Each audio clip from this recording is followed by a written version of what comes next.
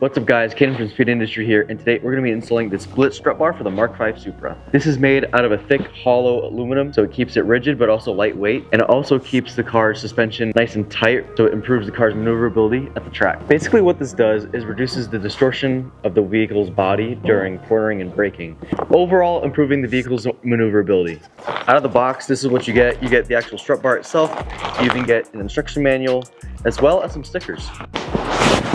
So this is the strut bar itself. This is a very lightweight piece. In the install, it's very easy.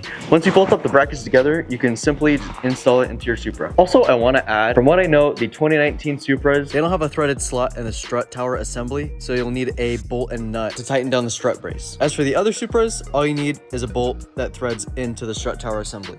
So on our Supra, we have these titanium worked bolts. Of course, this will not apply to your car, but basically it's 4 bolts that you have to remove. One here, one here, one here, and one over there. We're going to be using simple hand tools. Now carefully placing it.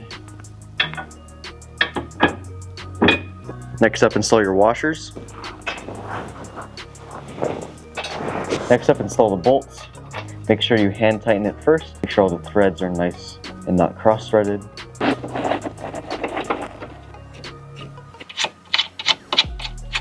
Once all the bolts are settled in, make sure you torque it to 40 foot-pounds.